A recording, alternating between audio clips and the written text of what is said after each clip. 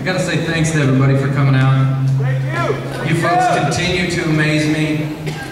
And I may be a little biased, but I'd say there's more patriots in Southwest Missouri than anywhere in the country.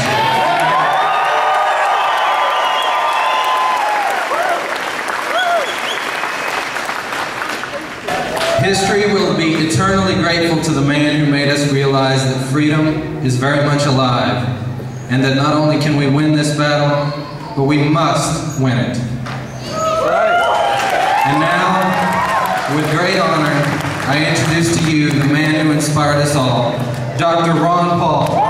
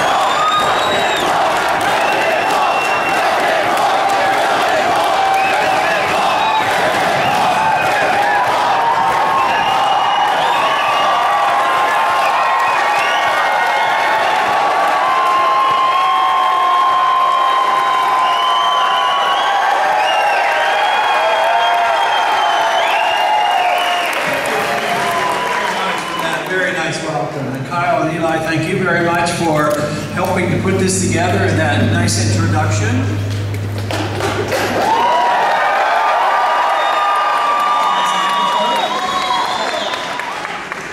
Before I get started, I want to introduce my wife, Carol, sitting down here. We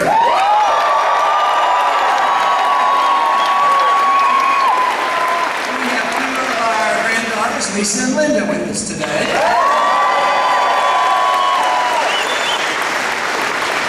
It's so great to see such an enthusiastic crowd. You give me a lot of encouragement. Thank you.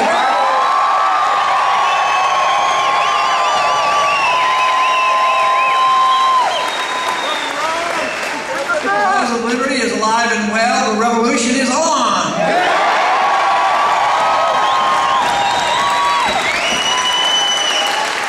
And we all know that an idea whose time has come cannot be stopped by any army or any government.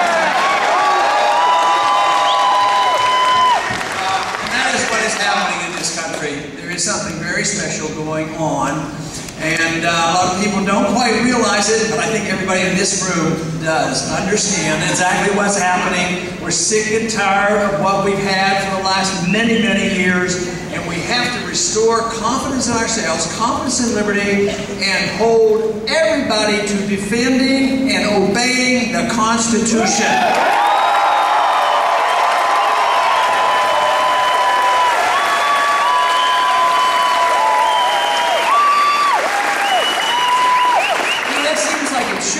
major task. You know, everybody goes to Washington, takes an oath to obey the Constitution.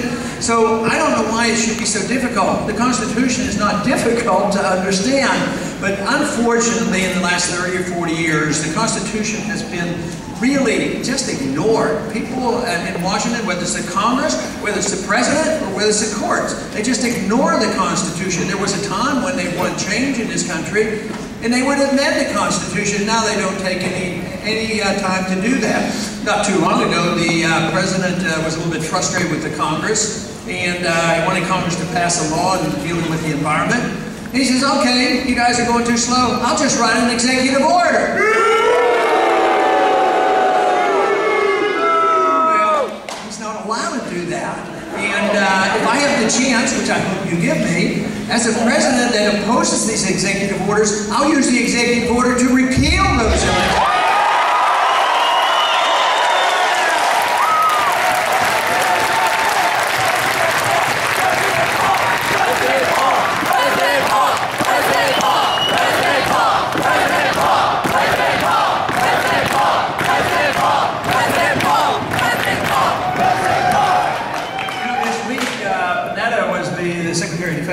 One of the Senate committee, he was explaining it to the American people, to the Congress, that he didn't have to come to Congress for authority to go to war.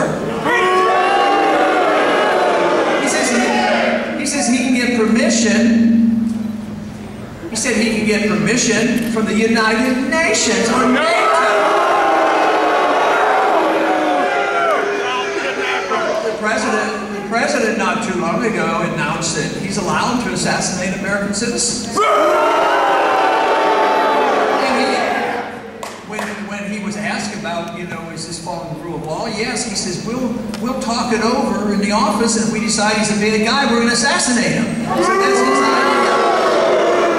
But, you know, the president does not have this authority, and he explained this authority by saying that if it's not prohibited by the Constitution, he's allowed to do it.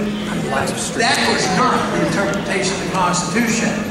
The President, as well as the Congress and courts, are only allowed to do those things they're explicitly permitted to do, and not the other way around. This is why we don't have the rule of law right now. We have too much government, writing too many laws, unnecessary, illegal, unconstitutional laws, and that's why we're in this mess today. And that's why we have to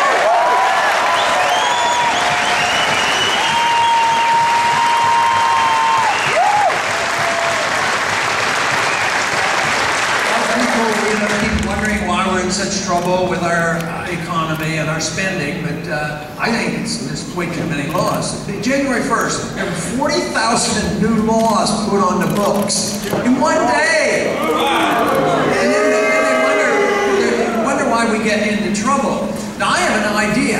When we change the president and all, and instead of allowing 40,000 new laws to come on the book, why don't we repeal 40,000?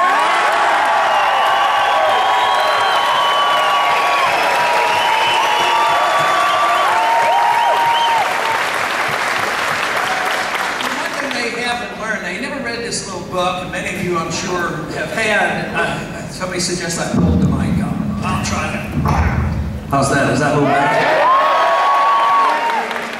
There was a little booklet put out, and I've mentioned it. Many of you probably have read it. It was a booklet called The Law by Bastiat.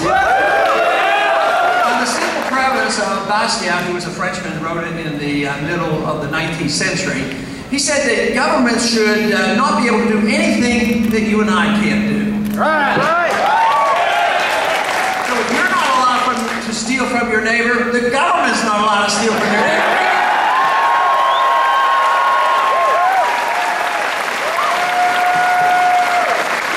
If you think about that, that would take care of a lot of our problems. You're not allowed to counterfeit money.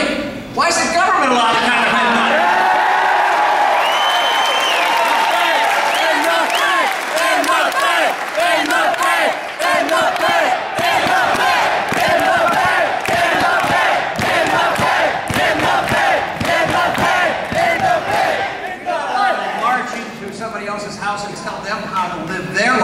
Why is the government always telling us how we are supposed to run our lives? The government has no right to do that.